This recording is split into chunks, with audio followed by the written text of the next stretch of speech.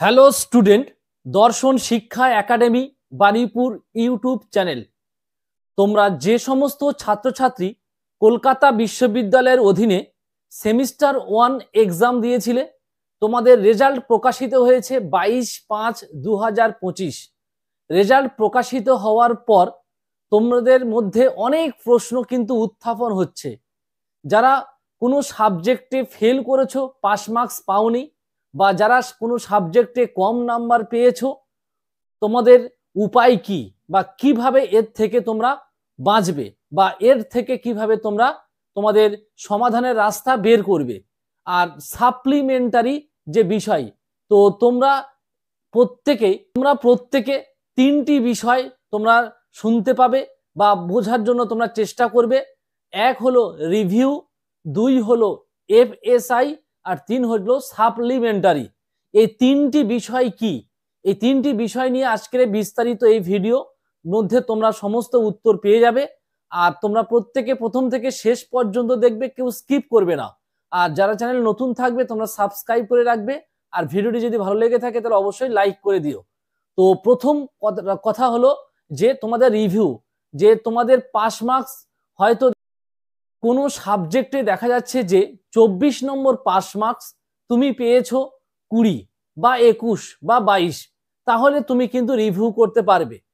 মানে রিভিউ করতে পারবে বলতে এটাই নয় যে 15, 16, 17 পেয়েছো রিভিউ করতে পারবে না।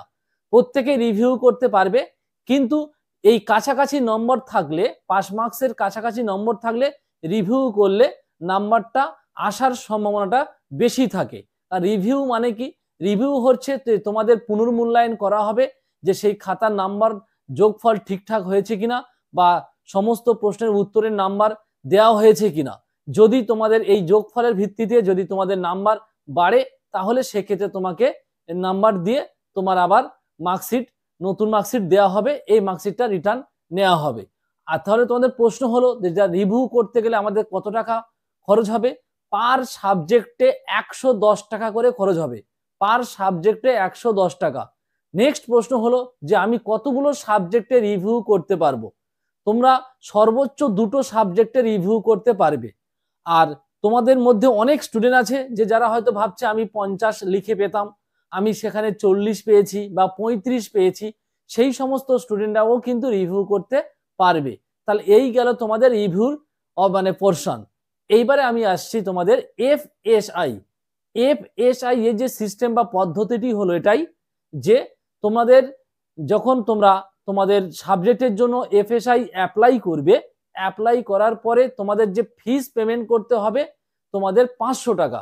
এফএসআই করতে গেলে 500 টাকা ফিস তোমাকে পেমেন্ট করতে হবে। প্রত্যেকটা সাবজেক্টের জন্য এফএসআই করতে পারবে, কিন্তু একটা বিষয় মাথায় রাখবে তোমরা, যে কলেজে যে সাবজেক্টগুলো পরীক্ষা হয়েছিল, কলেজে বারবার বলছি, যে সাবজেক্টগুলো কলেজে পরীক্ষা হয়েছিল, যেমন আইডিসি পেপার, তোমার এইসি 1 ইংলিশ, ইভিএস, সিভি, বা যারা জেনারেল কোর্সে পড়ছো যাদের এসিসি পেপার, কলেজের যে এক্সামগুলো হয়েছিল, এই কলেজের এক্সামে কিন্তু কোনো সাবজেক্টে রিভিউ বা এফএসআই কিন্তু করা যাবে না।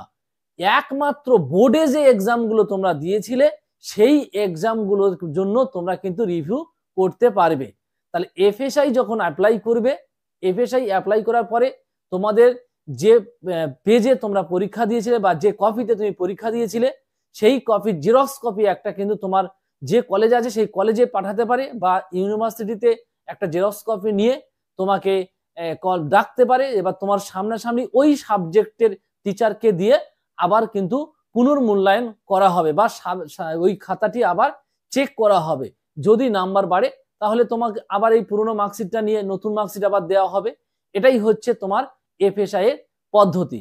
এই যে দুটো বিষয় গেল, রিভিউ এবং এফএসআই। এবারে হচ্ছে এই দুটোর প্রসেস অবলম্বন করে যে যদি নম্বর না বাড়ে, যে তোমার ফেল মার্কস আসলো, যে যেমন নাম্বার ছিল, ধরো তুমি 20 পেয়েছো মানে ফেল, বা তুমি 21 পেয়েছো মানে ফেল, তোমার থিওরিতে 24 পেলে পাস যেহেতু, তাহলে তোমার দেখা যাচ্ছে 17 পেয়েছো বা 15 পেয়েছো, তোমার ধরো রিভিউ বা এফএসআই করে তোমার নাম্বার বাড়লো না, তাহলে তুমি কি করবে? তাহলে তোমার হচ্ছে সাপ্লিমেন্টারি এক্সাম। এই সাপ্লিমেন্টারি এক্সামটি কি? এই সাপ্লিমেন্টারি যে সাবজেক্টে তুমি সাপ্লি পেয়েছো বা ফেল করেছো, ওই সাবজেক্টটি আবার পরবর্তীকালে ওই সেমিস্টারে যখন এক্সাম হবে সেই এক্সাম তোমাকে দিতে হবে আবার ফিস পেমেন্ট করে। কিভাবে? ধরো সাপোজ মনে করো তুমি এখন সেকেন্ড সেমিস্টারে পড়ছো, এবার তোমার সেকেন্ড সেমিস্টার এক্সাম হয়ে যাওয়ার পরে তুমি থার্ড সেমিস্টারে উঠে যাবে। থার্ড সেমিস্টারে তুমি যখন উঠবে তখন তোমার নতুন স্টুডেন্টরা যারা এইচএস পাস করেছে তারা ফার্স্ট সেমিস্টারে ভর্তি হবে। ওই নতুন স্টুডেন্টদের সঙ্গে ফার্স্ট সেমিস্টারে যখন তোমার যে সাবজেক্টে মানে সাপ্লি হয়েছিল, ওই নতুন স্টুডেন্টদের যখন যেদিন যে সাবজেক্ট পরীক্ষা হবে তোমার সেই সাবজেক্টে সেদিনই কিন্তু তোমার সেই প্রশ্নেই তোমার পরীক্ষা দিতে হবে, প্রশ্ন কোনো আলাদা হবে না, ওই একটাই প্রশ্নতে তোমরা কিন্তু এক্সাম দিতে পারবে যারা নতুন সেই সেমিস্টারে এক্সাম দেবে। তাহলে বুঝতে পেরেছো ব্যাপারটা? এই হলো সাপ্লিমেন্টারি। এই সাপ্লিমেন্টারি সিস্টেম হচ্ছে এটাই, যে তুমি যে সাবজেক্টে সাপ্লি পেয়েছো পরবর্তীকালে ওই সেমিস্টারে ওই সাপ্লিটা দিয়ে তোমাকে পাস করতে হবে। তাহলে তোমরা সাপ্লিমেন্টারি, রিভিউ, এফএসআই সমস্ত কিছু বিষয় তোমরা বুঝতে পারলে। তাহলে যদি ভিডিওটি ভালো লেগে থাকে তাহলে অবশ্যই তোমরা লাইক করবে আর বন্ধুদের মধ্যে শেয়ার করবে।